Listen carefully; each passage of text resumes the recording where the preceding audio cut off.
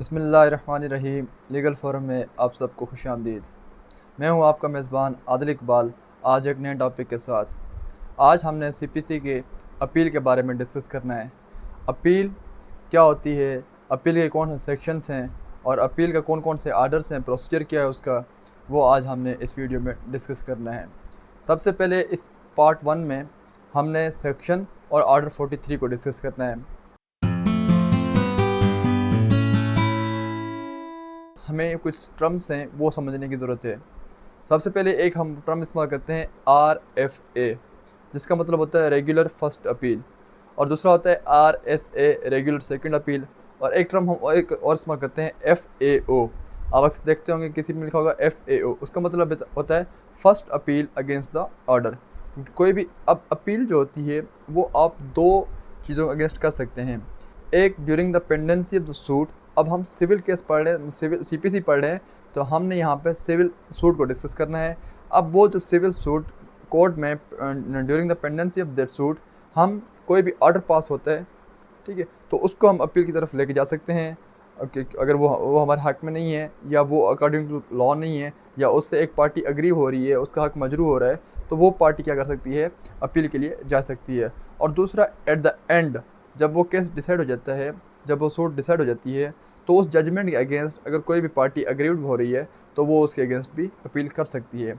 अब यहाँ पे जजमेंट के अगेंस्ट जो अपील होगी उसका हमें कौन सा ऑर्डर बताएगा, ऑर्डर 41। और जो ऑर्डर्स के अगेंस्ट जो अपील होगी वो उसका हमें जो तरीक़ेकार है या प्रोसीजर है वो बताएगा ऑर्डर 43। अब सबसे पहले हमें देखना चाहिए सेक्शन 96 क्या कहता है, और उससे पहले हमें अपील की एक डेफिनेशन को डिस्कस करना चाहिए। अपील की डेफिनेशन ये कहती है कि judicial examination by a higher court of a decision passed by subordinate of its subordinate court. अब कोई भी सबऑर्डिनेट कोर्ट फैसला देती है और उसकी हायर कोर्ट उसको एग्जामिन करती है, उसकी जुडिशियल एग्जामिनेशन करती है, तो उसे हम क्या कहते हैं, अपील कहते हैं। अब वो अपील जो दायर होती है वो एक पार्टी अपील करती है, उसके एप्लीकेशन पे ही वही क्या कहते हैं, हायर कोर्ट उसके जुडिशियल एग्जामिनेशन करती है।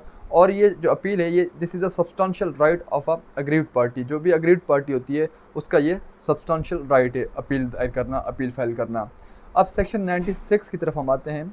सेक्शन 96 ये कहता है कि जो भी judgement, all judgements passed by any court are appealable. हर किस्म की जजमेंट अगर उसके आगे कोई हायर कोर्ट मौजूद है, अगर वो कोर्ट किसी कोर्ट की सबऑर्डिनेट कोर्ट है, तो वो उसके अगेंस्ट क्या हो सकती है, अपील हो सकती है। अब सुप्रीम कोर्ट अगेंस्ट अपील तो नहीं हो सकती, क्योंकि supreme court is the highest court of this country, तो उसके हम रिव्यू के लिए हम जा सकते हैं। अब अपील, रिवीजन और रिव्यू में क्या फ़र्क होता है, इंशाल्लाह वो भी हमने डिस्कस करना है। इसके बाद अब अपील, अब सेक्शन 96 क्या कहते हैं, हर किस्म की डिक्री, हर किस्म की जजमेंट के अगेंस्ट आप अपील कर सकते हो। और दूसरा वो क्या कहते हैं कि जो भी एक्स पार्टी डिसीजंस होंगे उनके अगेंस्ट भी आप अपील कर सकते हो। अब हमने एक्स पार्टी के लिए पढ़ा था कि जब भी कोई भी डिसीजन आता है एक्स पार्टी में, तो उसके लिए आपको दो रेमेडीज़ होती हैं। एक तो आप उस एक्स पार्टी को सेट असाइड करवाते हैं 12(2) की एप्लीकेशन दे के, या उसके खिलाफ आप क्या करते हैं, अपील करते हैं under section 96 of the CPC। अब इसमें जो हमने पहले ही बात की उसमें एक एक्सेप्शन है। अब एक्सेप्शन ये है कि जो भी कंसेंट डिक्री, अब एक्सेप्शन पहले रूल क्या था, जनरल रूल ये है कि हर डिक्री क्या होती है, अपीलेबल होती है, सिवाय कंसेंट डिक्री के। कॉम्प्रोमाइज़ डिक्री के अलावा बाकी जो भी डिक्रीज़ होंगी, जजमेंट्स होंगी, वो सारी की सारी क्या होती हैं, अपीलेबल होती हैं। हाँ, इस एक्सेप्शन के अंदर एक और एक्सेप्शन है कि जो कॉम्प्रोमाइज़ डिक्री या कॉम्प्रोमाइज़ जजमेंट हुई है, अगर वो अकॉर्डिंग टू लॉ या अकॉर्डिंग टू द कॉम्प्रोमाइज़, जो टर्म्स थे कॉम्प्रोमाइज़ के, कि हमने इस टर्म्स के मुताबिक हमने इस सूट को हमने डिग्री कराना है, अगर वो उसके मुताबिक नहीं हुआ और वो बियॉन्ड द कॉम्प्रोमाइज़ चला गया है, डिग्री जो आई है वो बियॉन्ड द कॉम्प्रोमाइज़ आई है, तो उसको भी आप अपील कर सकते हैं। तो ये तो जनरल डेफिनेशन के साथ साथ उसकी एक क्या कहते हैं, जो सेक्शन था 96, ये एक सब्सटेंशियल हमारे पास जो लॉ था वो सेक्शन 96 जो आपको अपील के बारे में बताता है। अब ये कौन सी अपील है, ये रेगुलर फर्स्ट अपील है। अब ये मतलब जो आपकी ओरिजिनल कोर्ट, जिसने ओरिजिनल डिक्री है, जो सबसे पहले वाली डिक्री है, उसके अगेंस्ट आप क्या जा रहे हैं, अपील के लिए जा रहे हैं।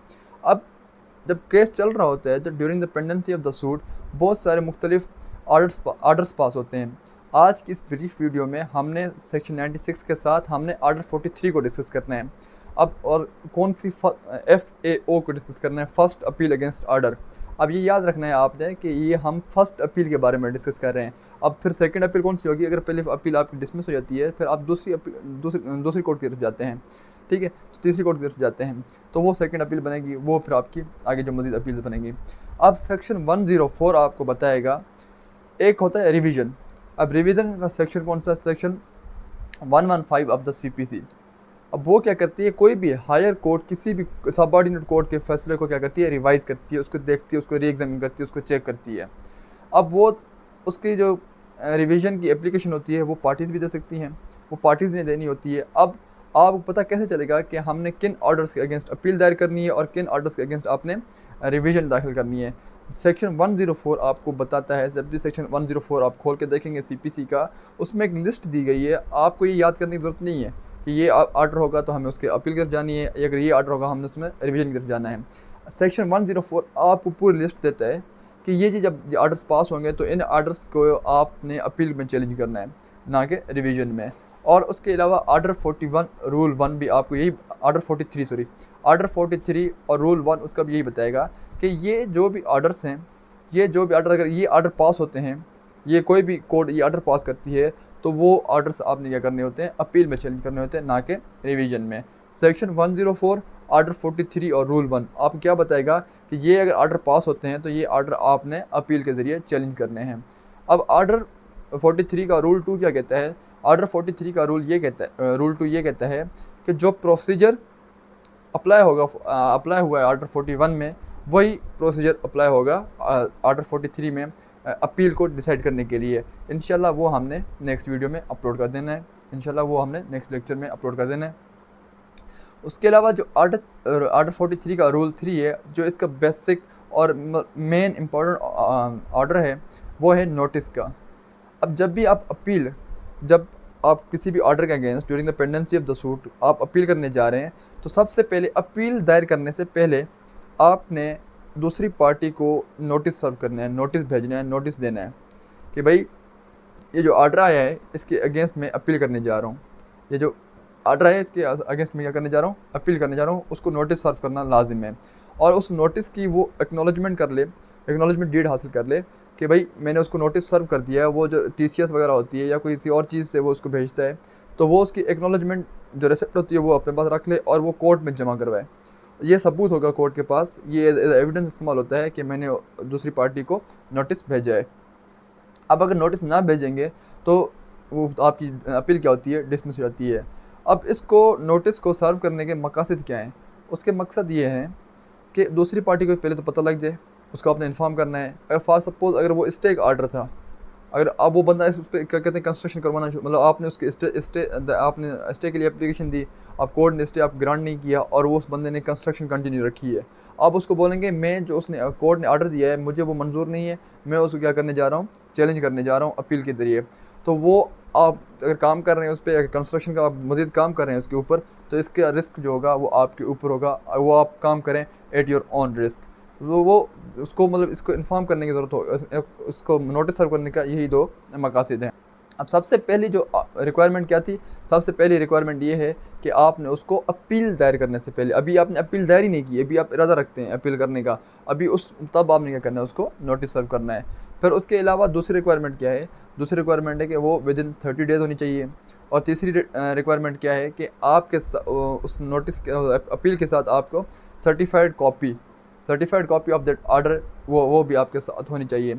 अगर वो ऐसी नेचर का है, फॉर सपोज अगर कोर्ट ने ऑर्डर ग्रांट किया है कि इसका घर वगैरह को या इसकी जो बिल्डिंग वगैरह बनी हुई है यहाँ पे उसको जाके गिरा दो, तो यहाँ पे इमरजेंसी सिचुएशन में अगर आपको सर्टिफाइड कॉपी नहीं मिलती तो आप एक इमरजेंसी सिचुएशन में भी आप अपील को आपकी अलाउ की जा सकती है विदाउट द सर्टिफाइड कॉपी। और फिर आप कोर्ट एक डेट देती है कि इस डेट के तहत, इस डेट के अंदर आपने या इस डेट पर आपने उसकी सर्टिफाइड कॉपी जमा करानी होती है।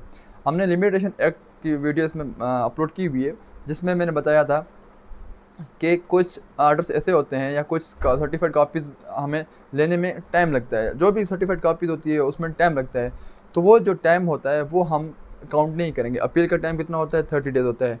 अगर कोई ऑर्डर पास होता है 10 डेट को और वो आप सर्टिफाइड कॉपी लेते, आपने अप्लाई किया सर्टिफाइड कॉपी के लिए 12 तारीख को या 10 तारीख को आपने अप्लाई कर दिया, तो आपको वो जो सर्टिफाइड कॉपी है वो मिलती है आपको 25th डेट को। तो वो जो 15 दिन आपके सर्टिफाइड कॉपी लेने में लगे हैं तो वो उसमें काउंट नहीं होते। ठीक है, तो आपका फिर 25 से ही मंथ गिना जाएगा कि हाँ 25 के बाद इसको 30 दिन हुए हैं कि सब 30 दिन के अंदर इसने अपील दायर की है कि नहीं की। अगर उसने 30 दिन के अंदर अपील दायर की है then it's well and good, it will be entertained. अगर उसने नहीं की तो फिर उसको application of condonation of delay वो दी जाती है। अगर वो बोनाफाइड लिटिगेंट है तो उसको फिर इस चीज़ का भी फ़ायदा मिल सकता है। सो ये था हमारा सेक्शन 96 के साथ साथ सेक्शन 104 और सेक्शन 104 के साथ ऑर्डर 43।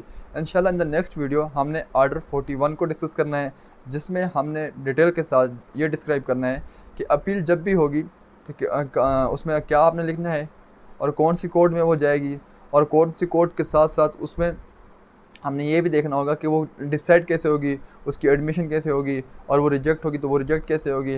अगर उसको डिसाइड किया जाएगा किन किन ग्राउंड्स पे, हम कौन कौन से ग्राउंड्स हमने क्या कहते हैं उसमें अपील में ले सकते हैं, और हम जो अपील में लिखते हैं उसको हम मेमोरेंडम कहते हैं। हम मेमोरेंडम में क्या लिख सकते हैं, अगर हमने अपील की अल्ट्रेशन करनी हो या उस जो प्लांट की अल्ट्रेशन करनी हो वो हम कैसे कर सकते हैं, वो सारा का सारा हम इंशाल्लाह नेक्स्ट वीडियो में डिस्कस करेंगे।